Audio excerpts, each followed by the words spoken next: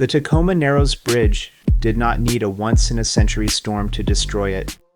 It needed ordinary wind, a very slender deck, an emotion the design process had not learned to fear. For months, the bridge moved and survived, so the movement became part of its personality. Then, on November 7th, 1940, the motion changed. The deck began twisting. The air fed the twist. The twist fed the air. The bridge was not just hit by the wind. It became a machine for turning wind into its own failure. To understand how that machine got built, start with a design that was not built. The original proposal for a bridge across the Narrows came from Clark Eldridge, lead engineer for the Washington State Highway Department. His design was conservative by the standards of the day. A two-lane suspension bridge with deep, open stiffening trusses 25 feet deep along the deck. That design was not the one that got built. When Washington sought federal funding, the Public Works Administration required outside consultants. Leon Moissaieff, one of the most prominent suspension bridge engineers in the United States, redesigned the superstructure. He had helped shape the theory behind some of the country's great suspension bridges. He was respected and accomplished. He also told the PWA his revisions would cut the estimated cost from roughly $11 million to $7 million. The critical change was the deck. Instead of Eldridge's deep open trusses, Moissaieff used solid plate girders just 8 feet deep. Where Eldridge's deck would have let much more air pass through, Moissaieff's presented a broader solid surface to the wind. The bridge was also extraordinarily slender. Its center span was 2,800 feet long, while the deck was only 39 feet wide between the cables, a ratio of 1 to 72. For bridge designers of the 1930s, that kind of lightness and grace looked like the future. The redesign was approved. Construction began in November 1938. The bridge opened to traffic on July 1st, 1940. Almost immediately, it moved. Drivers and pedestrians noticed the vertical undulation first. The deck rose and fell in long waves. The motion was so conspicuous that the bridge quickly acquired a nickname, Galloping. Engineers knew about the movement. Before the collapse, the state had already hired University of Washington engineer F.B. Farquharson to study the oscillations and recommend remedies. Tie-down cables had been installed on the side spans. Wind deflectors were under active consideration. The movement was not treated as an immediate emergency.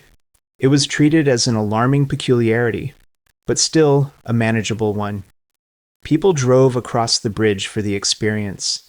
Each day the bridge moved and remained standing, made the motion easier to categorize as a property of the bridge, rather than evidence of a failure already in progress. That matters. Visible anomaly had been normalized before the catastrophic mode ever arrived. On the morning of November 7th, the bridge's behavior changed. The familiar vertical motion gave way to torsional motion. Shortly after 10 a.m., the deck began twisting. By 11:10 a.m., the center span had fallen. What followed was not the wind simply overpowering the structure. It was a flexible structure interacting with wind in a way the design framework of the time did not know how to evaluate well. To understand why, you have to look at 5 conditions that were in place before the first cable was spun. First, the redesign prioritized slenderness, economy, and visual grace. Moissaieff's work grew out of deflection theory, an advanced framework for suspension bridges. In that framework, the dead weight of the bridge, the cable system, and the stiffness already built into the structure could do far more of the stabilizing work than older practice had assumed. The payoff was real. Bridges could be longer, lighter, cheaper, and in the eyes of many engineers, more beautiful. For the loads that theory modeled well, it was powerful. Tacoma Narrows was not built by ignoring engineering. It was built by applying advanced engineering within the limits of what that engineering had formalized. Second, bridge design theory still treated wind mainly as a static load, not a dynamic conversation between air and structure.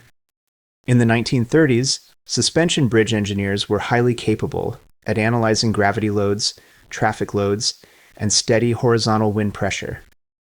What they did not yet have was a mature, standardized framework for aerodynamic behavior in very flexible, long-span bridges.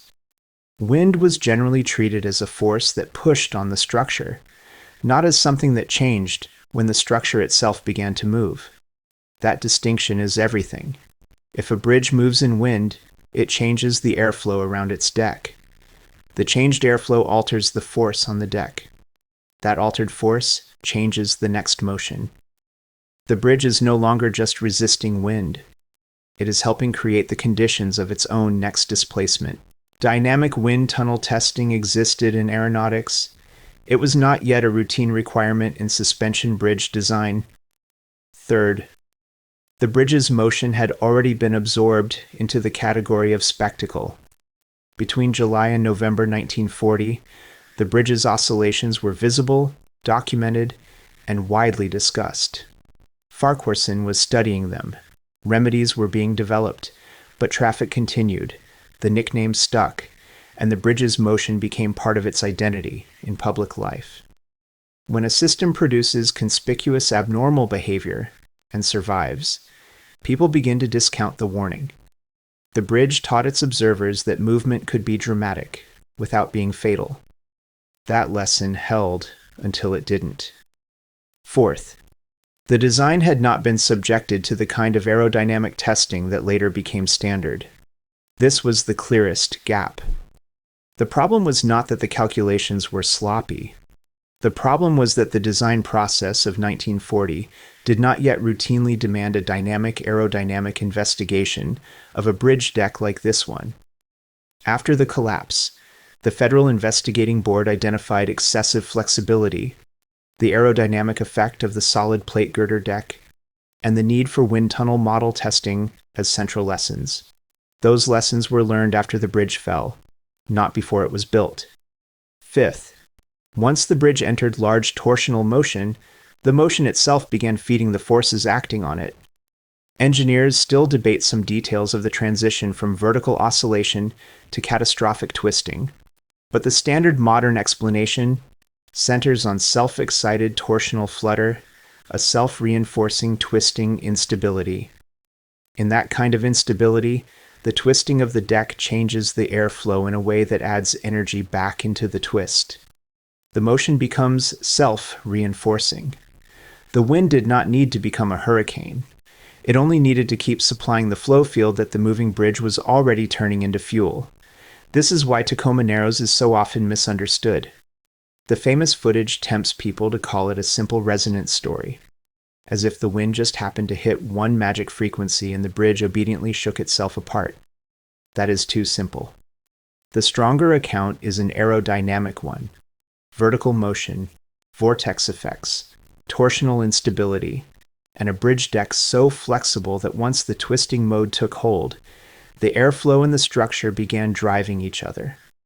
The bridge did not merely fail in the wind. It became aerodynamically unstable in the wind.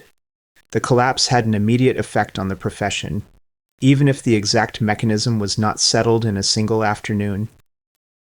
Investigations began at once. The Federal Board reported in March 1941. University of Washington wind tunnel work continued through the 1940s. The Advisory Board on the Investigation of Suspension Bridges met from 1942 to 1954. Engineers re-evaluated other long-span suspension bridges and began designing later spans with far greater attention to aerodynamic stability. The replacement Tacoma Narrows Bridge, opened in 1950, looked much more like Eldridge's original instinct than Moisseiff's 1940 deck. It used a much deeper, open stiffening truss, features to let air pass through the deck, and additional damping devices. That was not an aesthetic correction. It was a new engineering answer to a newly formalized problem. The collapse did not reveal engineering negligence in the simple, moralized sense. Moisseff was not guessing.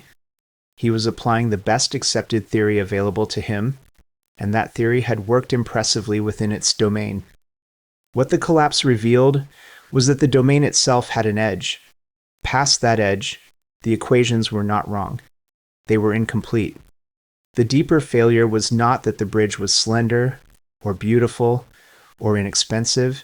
It was that the design tools used to judge the bridge were optimized for loads they had been built to handle, while aerodynamic instability in flexible bridge decks had not yet been fully absorbed into ordinary bridge practice. The bridge was not dynamically vetted against that problem in the way later generations would consider essential. This kind of failure recurs across the history of engineering. It is not the failure of knowingly ignoring a risk. It is the failure of working inside a framework that has not yet formalized a real risk, even when clues to that risk are already present. In aviation, aerodynamic behavior was already central. In suspension bridge design, it had not yet crossed fully into routine design practice. The knowledge was nearby. The discipline boundary was real. After November 7th, 1940, that boundary did not survive intact. The field changed because it had to. Wind tunnel testing became commonplace. Aerodynamic stability became a standard concern in long-span bridge design. Designers paid much closer attention to deck shape, torsional stiffness, damping, and the way moving structures feed energy back into the air around them. That is how engineering learns, not cleanly, not abstractly, often by discovering, in the wreckage of a real structure, the exact point where a trusted model stopped matching the world. The Tacoma Narrows Bridge twisted for a little over an hour before it fell. Cameras were running, engineers were watching. By then, the bridge was already doing something its designers had never been required to prove it could survive. Everything needed for the failure was present long before November 7th. The shallow plate girder deck, the extraordinary slenderness, the weak torsional resistance, the absence of dynamic aerodynamic testing, and a profession that had not yet made those questions routine. The wind that morning did not create the design weakness. It revealed it. What failed at Tacoma Narrows was a bridge. What else failed was the boundary of a model. The failure was real. The cause chain was longer. Next time, another design failure. Another system that taught itself to ignore what it had not yet learned how to name. Specificity and rank define the order, but fragile architecture can't hold water. It's a cascade of forgotten code. A heavy legacy begins to overload. A cascade of effects.